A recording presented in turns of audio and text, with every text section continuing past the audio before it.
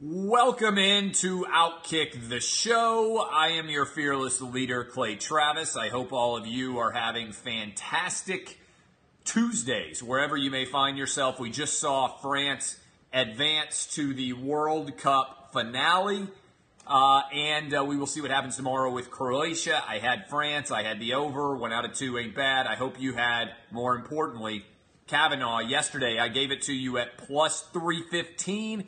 He is now the new Supreme Court pick. Yes, these shirts are available for sale at Outkick.com. They say "and boobs" as they have a picture of people debating the Bill of Rights, and one of them is saying "and boobs." It's a nice play on the First Amendment. We got several things to talk about. France advancing in the World Cup.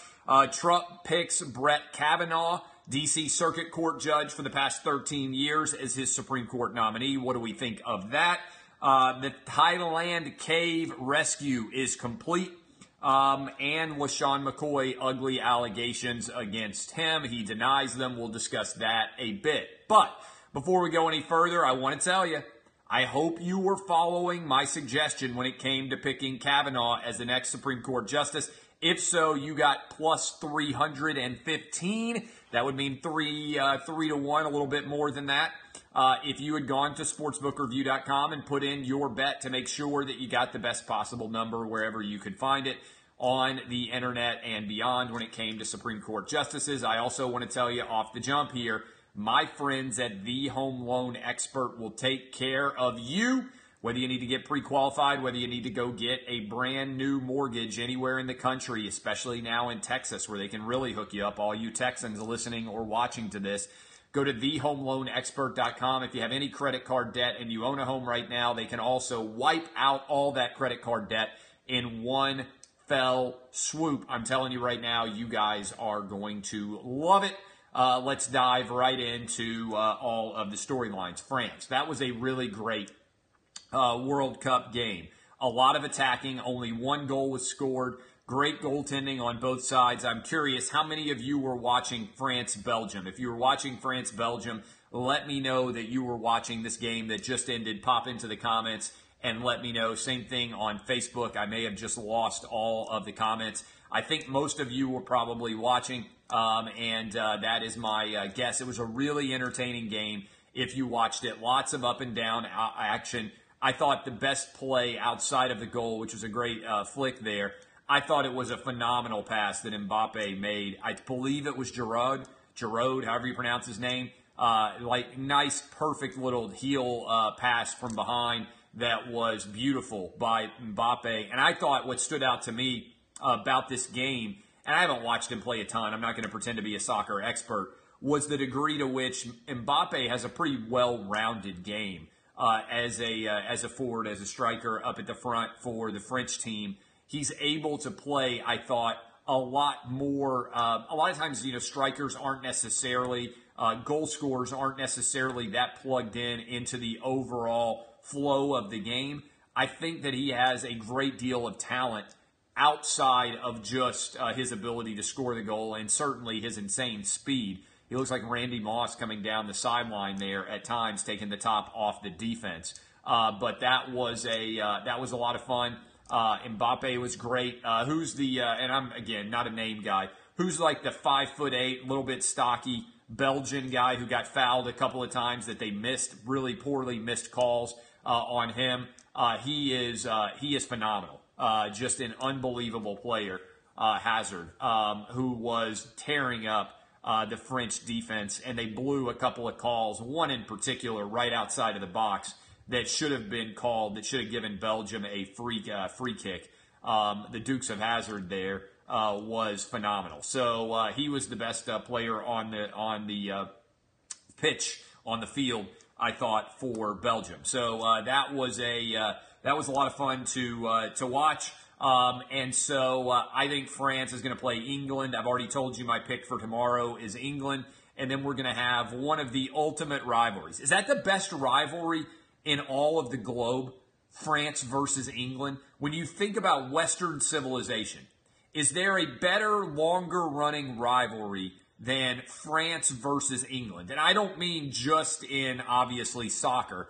I mean in basically the history of the countries. I mean, we're talking about 1,000 years of discord between France and England.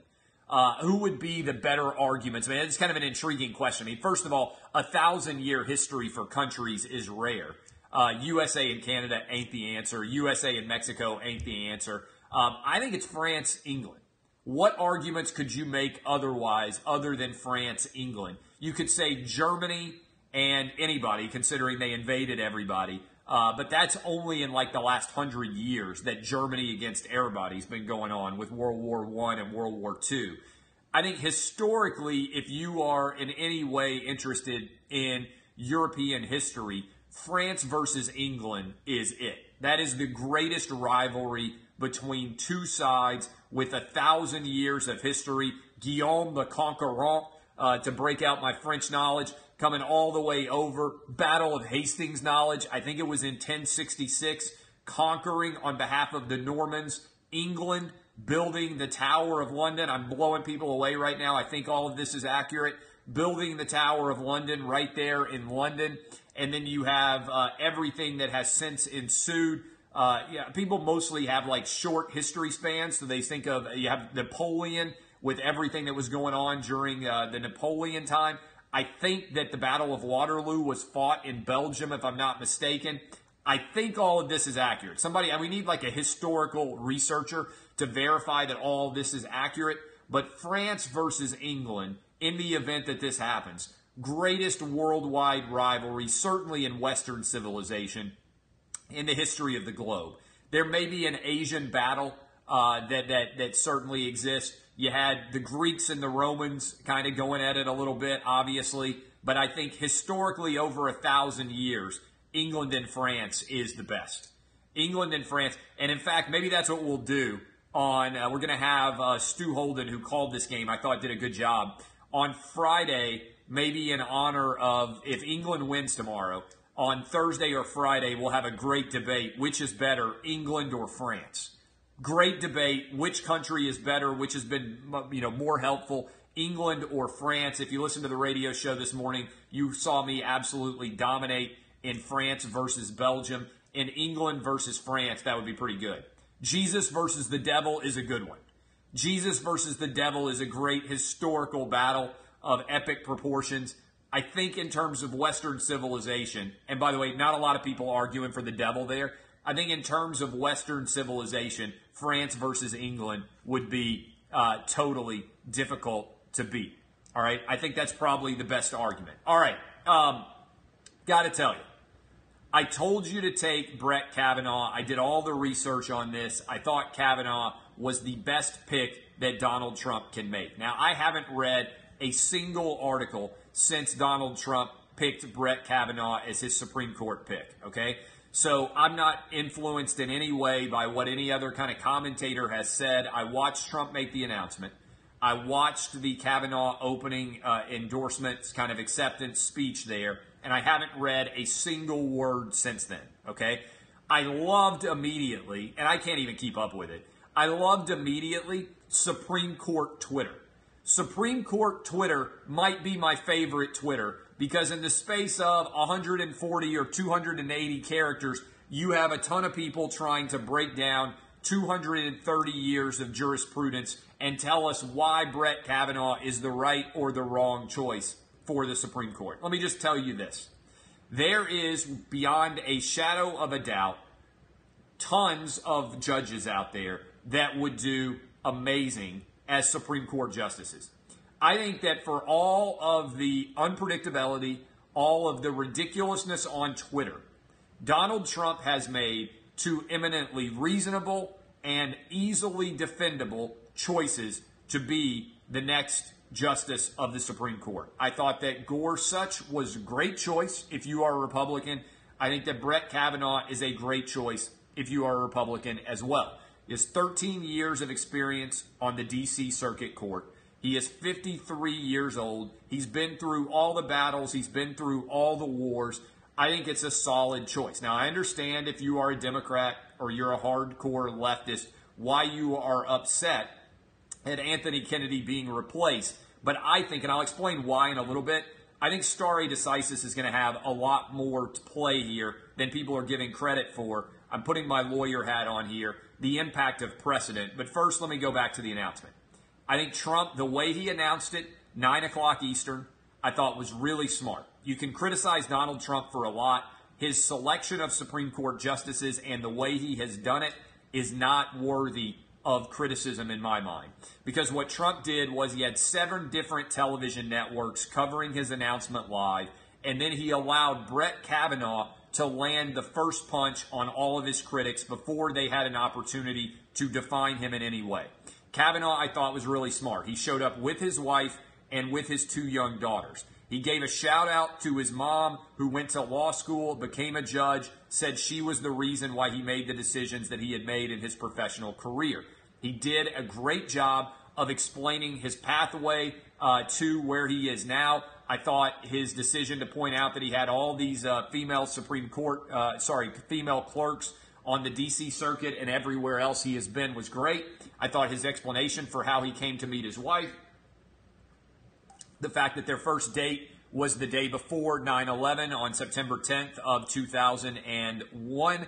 I thought all of that was incredibly powerful. He delivered as good of a defense of his nomination as could possibly happen, and Trump outplayed his critics by giving Kavanaugh about 10 minutes to make that case for why he's a reasonable, just jurist. Okay, you may not like him. You may not think that he should be a Supreme Court judge, but he's right squarely in the mainstream of who would be selected by a Republican president. So you can criticize Donald Trump all you want. There are certainly ample reasons to criticize Trump. I thought this way that he rolled this out with Kavanaugh, I'm going to go ahead and knock away 2 months of suspense for you and distill it down. He's going to be confirmed. Okay? He's either going to be confirmed with every Republican supporting him, or he's going to be confirmed potentially with some of the Democrats also getting in line behind his confirmation, because I think here's the story. Here's the story if you are the Republicans. If you tell Lisa Murkowski, I believe it is, right, and Susan Collins, 2 pro-choice Republican senators, just stay with us. Hold right here with us. What you're going to see is several Democrats are going to break and vote for the confirmation because they are in tough battles to get reelected in states that Donald Trump won handily. I think Indiana with Joe Donnelly. I think West Virginia. And I think maybe even in Alabama, we'll see what happens with Doug Jones. I think there are going to be a bunch of Democratic senators in red states that are going to make smart strategic decisions, particularly if they are running for re-election, that the only way they have a chance to win re-election is to vote for Donald Trump's Supreme Court nomination, because Trump has painted them into a corner by picking somebody reasonable. And the only way these Democrats are not going to peel off is if they believe that a couple of the Republicans are going to peel off as well. I'm telling you right now, Trump is going to get his man Kavanaugh through before the midterms. Best case scenario for Democrats, if they go into the midterms, they're going to lose seats in the Senate. So Trump could then come back and nominate somebody even more right-wing and say, you know what, I made my pick. I think he'll stick with him if they vote him down, but I think he'll stick with him. The odds are that the Democrats are going to pick up seats in the Senate regardless. I think that Kavanaugh is going to get confirmed before the elections actually take place. So there is a large media industrial complex that is predicated on selling you the idea that something might end up happening that you don't anticipate. I'm telling you right here and now, Kavanaugh was the most vetted. He was the most already analyzed. He just recently, when he went through his confirmation before, many of the same senators have already voted. I'm telling you, everything has been vetted. All the I's are dotted. All the T's are crossed. Brett Kavanaugh is going to be the next Supreme Court justice. Now, what does that mean? Because there's all these people out there in histrionics right now. Supreme Court Twitter was in an uproar. I got to tell you something. With this court, let's assume that Kavanaugh is going to be on the court. I don't think Roe v. Wade gets overturned, and certainly gay marriage is not going to get overturned. So there's a lot of histrionics. There's a lot of wailing. There's lots of rending of garments. I don't believe that this court will overturn Roe v. Wade because of stare decisis. And I also do not believe that they'll overturn gay marriage. I don't think they're going to overturn those cases. So for all the Democrats out there that are terrified of what's going to come next, I think the people who are going to end up upset are the social conservatives because they are being sold a bill of goods. I don't believe that abortion is ever going to be overturned by this Supreme Court. Now, if Ruth Bader Ginsburg dies tomorrow and Donald Trump comes in and is able to appoint a third different Supreme Court justice, then I think you might get a 5-4 overrule. As is, I think John Roberts is going to be the swing vote, and much like you saw with Obama's health care policy, when the swing vote was John Roberts voting to uphold it, I think that John Roberts would vote to uphold Roe v. Wade, not because he agrees with the decision, but just because it has been 40 years virtually since that has been the law of the land. If it does get overturned, then it would throw itself back to the individual states to make decisions. Now, this gets complicated because I'm curious if I'm not an expert in medical field. Can you name me a medical procedure that is legal in one state and illegal in another state? In other words, maybe one of you out there can think of something. I can't think of very many issues where if you go to Indiana, you can do something, and if you go to Texas, you can't. Or if you go to New York, you can do something, and if you go to North Carolina, you can't. I don't think there are very many medical-related provisions. Somebody just hit me with one. Assisted suicide. Medical marijuana is a little bit different because even if you're a medical marijuana proponent, I don't think there are very many people out there who say, oh, if I don't get medical marijuana, I'm going to die or it's going to fundamentally alter the trajectory of my life. I think the better one is assisted suicide. I think assisted suicide is the better analogy here, and I think it's a little bit complicated because do you want to create a system whereby you cross state lines to garner medical treatment that you could not otherwise receive? I think assisted suicide should be legal. I think if you make the decision that you want your life to end and you are otherwise in hospice, I think you should be able to have a party, have everybody over to say goodbye to you, get all of your goodbyes, and instead of being kept in a vegetative state or put into a coma, I think if you have a sound mind and you are slowly dying, for instance, if you have Lou Gehrig's disease and you don't want to go all the way to the very last moment where you're kept alive with a colostomy bag and everything else that's associated with it, I think you and your family should be able to make the decision, I would like to be able to take drugs that will hasten my demise. Now, if you want to make that decision and you're of sound mind, I don't want to be kept alive on vegetative tubes. You know, we have, and I have one of these that I've already signed, we have living wills, which basically let your family know that if you ever, and I would encourage you to look into these if you have not, if you are ever in a state where doctors come around and they look at you and they say, yeah, he's going to be in a coma for the rest of his life. There's no way he's ever going to come back from this brain dead status where he's legally alive on a test tube, but he would otherwise do it. The do not resuscitates of the world. I think that's legal in every state. And I would encourage all of you to look into that and make sure, just because it oftentimes can make it a lot easier on your family. Instead of somebody having to sit around and say, what would dad or mom want? You can make the decision for your family by already having a situation that you've already decided. But I think that assisted suicide should be legal. I've told you guys, I don't run from what my opinions are. I think that abortion should be legal and rare.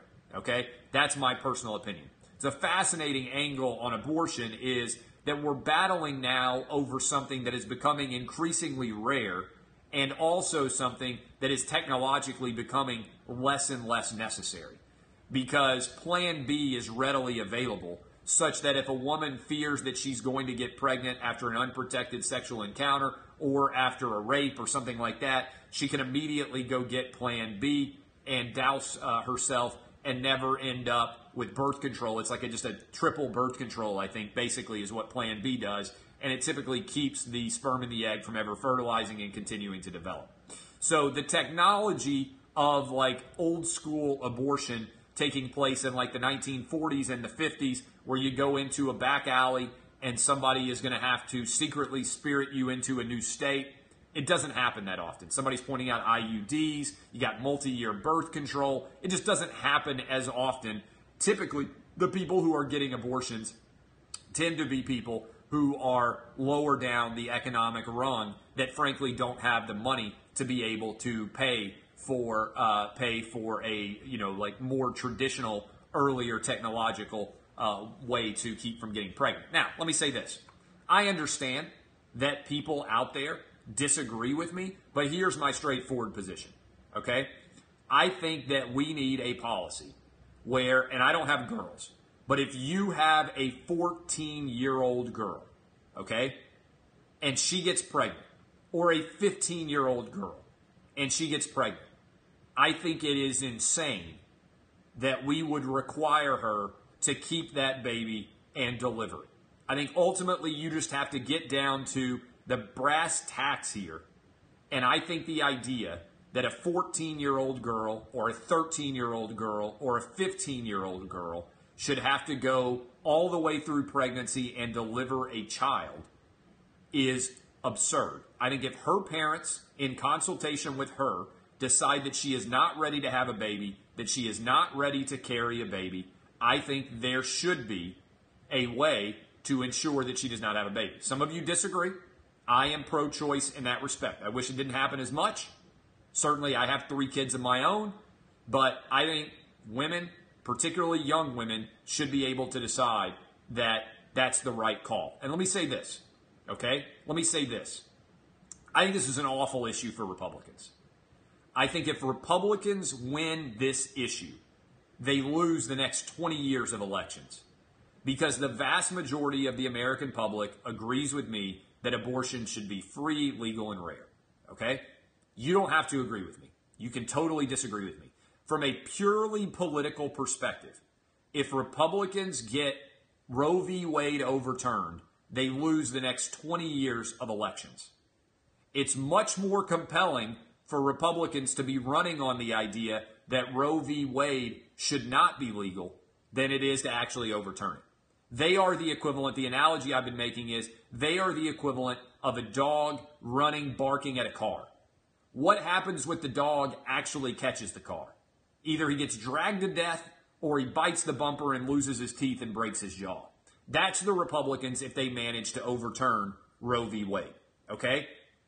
That is the story. And I don't want to get into a position where girls are getting put in the back of their car and they're being shunted across state borders, and suddenly we have all these 14-year-old girls who are having abortions, who are not able to have abortions and have to have kids. I'm not willing to do it. My position on this is straightforward.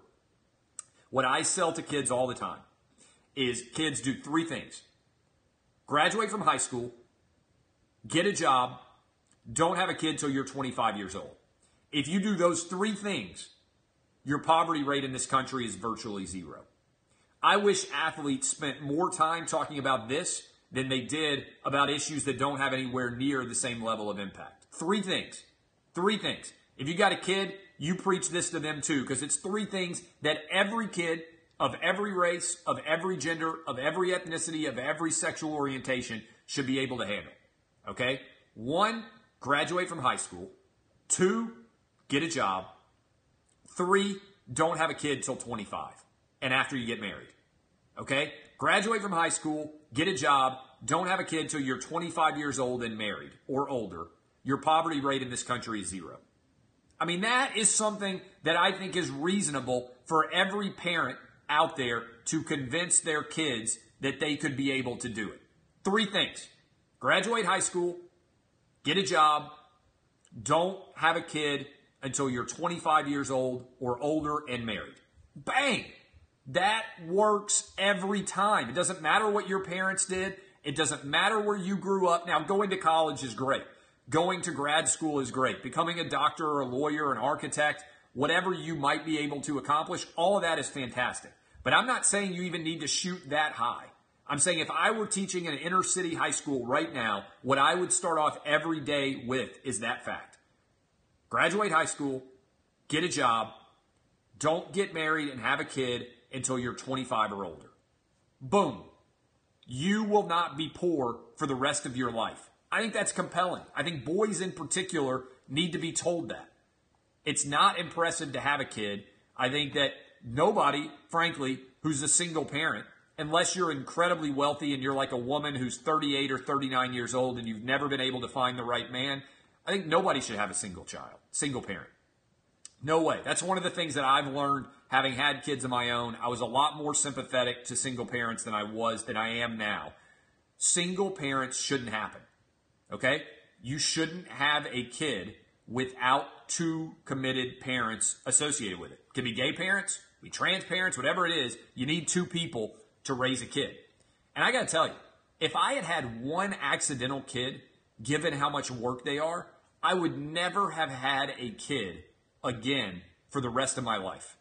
These people out there who have like 5 and 6 kids without a man in the household, what in the world are you thinking? And just from a pure selfishness perspective, one kid to take care of by yourself will drive you bonkers.